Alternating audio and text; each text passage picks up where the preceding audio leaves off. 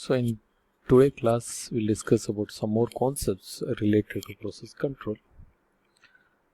First we'll discuss about system function.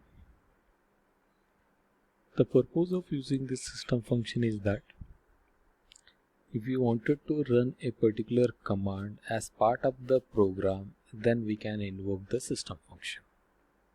Once again I am repeating, the purpose of calling system function is to run a particular command as part of the program, then we need to call the system function. Here it contains only one argument, that is nothing but command string is a null pointer. Then that means it is taking the some command value. I'll discuss shortly how it is executing here. This feature determines whether the system function is supported on given operating system. Okay. And one more point we need to remember, the implementation of system function is dependent on three APIs. One is fork, exec and waitPID. Okay. If either of the fork fails or waitPID here returns an error other than that is actually error status code, it is a interrupt error status code is returning with value 1. Okay, that indicate an error, either fails fork or fails waitPID. Any one if fails, then the entire system function will be fail. If exec fails, implying that the cell cannot be executed, then it is returning the exit status of the particular command. That means currently only exec is failed. Means while calling the new program, we are not executing the particular command. Otherwise, if suppose all three are successful and the return value from the system is termination status of the cell in the format specified for the waitPID. So that means exactly we are getting the output of that one.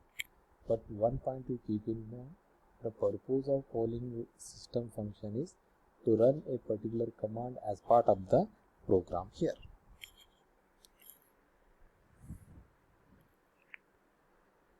This is the one example what we can take, and this shows the implementation here. Just we can find it here. If suppose command string is null, assume that the argument value is null, then we are returning the 1 with status. If suppose other than null values, then we are calling the fork API to create the one child process. Okay. So in this case, we are allowing, we are allowing the parent process first. Child process. If it is failure, then -1 will be returned. Then this is the status will be got it. Else we are allowing child to be continued. PID is equal to 0. That means we are allowing cell to execute here. And option C is nothing but if suppose we are passing any options for the command, particular command, that will be retrieved here. Here this is about what the command line here. Again, if this statement is executed only if suppose it is a failure here. Otherwise, so it will be succeeded, then the parent process will be called the waitPID to get the termination status of that one. Again, if this is failure, then this statement will be executed. With respect to this one, we are returning an -1 status. If suppose it is successful, just we can find it here. Okay, if it is successful, directly we are getting the return status here. Okay, I hope you are getting the point what I am explaining here.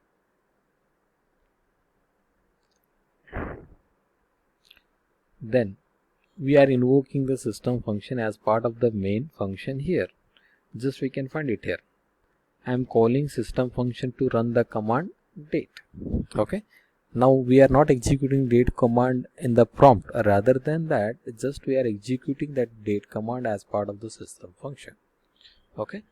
So similarly, later on, if suppose failure, this statement is executed. Then if it succeeded, we wanted to check how exactly corresponding process is terminated. With respect to that one, we are calling the PR_exit. I think already we discussed about this PR_exit with respect to waitPID functions. Okay, wait and waitPID. And one more command, no such command. Is it any command in the Unix environment we are having no such command? No, this command does not exist. Then obviously we are getting the error message. Okay. Next, one more command, who, as we know that When we wanted to check the how many users are logging into the system, then we can execute it. The one more point you might be remember, we can execute the multiple commands. Here exit of 44 is nothing but we are executing one more command. Exit is one more command. Okay, so in that case this statement will be pr underscore exit will be executed as usual. Then finally we are executing exit of 0. But one point, once again I repeating, the purpose of calling system function is to run a particular command as part of the program. Process accounting. What exactly the process accounting here? So most Unix system provide process accounting information like how much the CPU time is used, who is the user and who is the group, what is the starting time, so many things. So with respect to that one, the accounting information will be maintained by the Unix. It's just like I wanted to give it the one example. If suppose you are having the bank account, in the bank account means it will show the transaction has been done by you people. Like it might be withdrawal, deposit or any other transactions. Like that, what are the information related to that process that we are maintaining the one account information. Okay. So with respect to that one, the super user can execute the one command, that is the accountant. Means in the prompt, if I executed this one, next we are that indicate we are enabling the accounting. Means a particular process what we run after that, it will start accounting here. Accounting records are written to the specified file, which is usually in this path. Okay. Accounting is turned off by executing the account command without any arguments. First, we are executing accountant with the particular path name. If suppose I am not passing any path name, that indicate we are turn offing the accounting here. The data required for the accounting records such as CPU times, number of character transferred is kept by the kernel in the process table and initialized whenever a new process is created, and as in child after the fork. And we'll see that this accounting records correspond to processes, not the programs. Just to keep in. I hope you got the difference between program and process. A program under execution is nothing but process. So what kind of the information will be stored? These are the information we are able to store it here, like the flag values. I mean, how exactly the process is created. Okay, this is about termination status, real user ID, real group ID, which is the controlling terminal, what is the starting time, what is the CPU time, what is the system CPU time. Okay, elapsed time, average memory usage, number of byte has been transferred, number of blocks has been transferred, what is the command is the response for this accounting. So everything will be stored in the form of accounting here.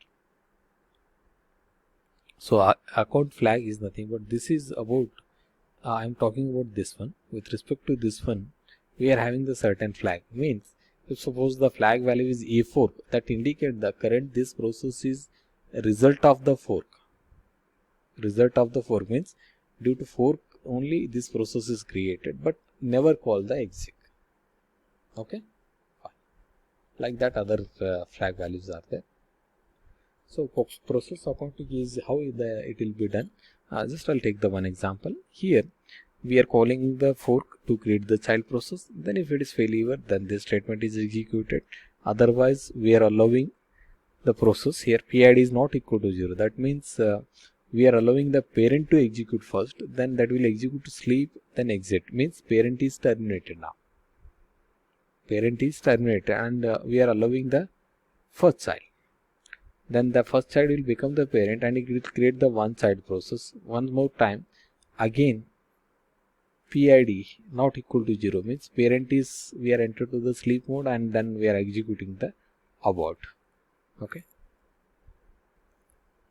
Next, one more time, what is the second child we created?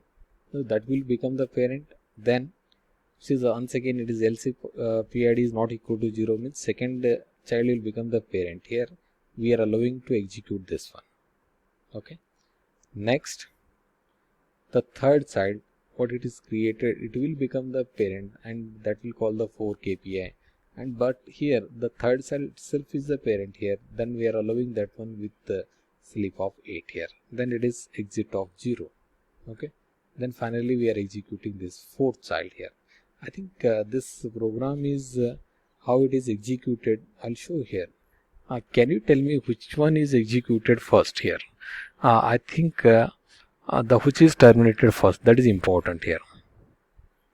So obviously the second child is terminated first because it could not have any sleep. Next parent will be terminated. Next first child will be terminated. Next fourth child will be terminated. Then finally third child will be terminated.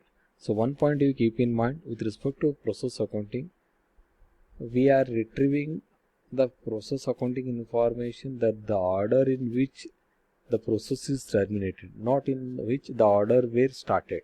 Okay, just to keep in mind. So user identification is a thing, but just the one function we are using, that get login here. Using this function, we can retrieve the current user details. Like if suppose the user is login by using multiple terminals here, in that case this function is more helpful here. Okay, process times. I think in the operating system we have discussed about this concept: user CPU time, system CPU time. Okay, user CPU time with respect to children, system CPU time with respect to children. Okay, so what it means that the system, how much the time is taken by the process in the user mode, that is what I can call as a user CPU time.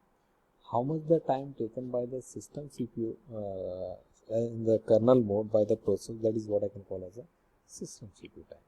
So it is with respect to child and as well as for child, both user CPU time and system CPU time. And one thing you can remember. So how we can maintain this is retrieved by the one API, that is the times here.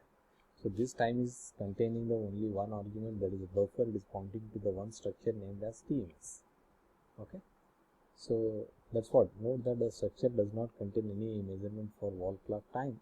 Instead, the function returns the wall clock time as the value of the function each time it is called. This value is measured from some arbitrary point in the past. So we cannot use this absolute value. Instead, we use the relative value. Means relative value means we are referring to the one value here. Okay.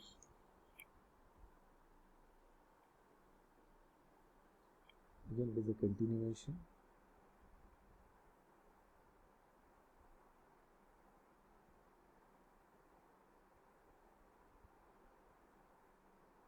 So, okay, this is about the process types. Thank you.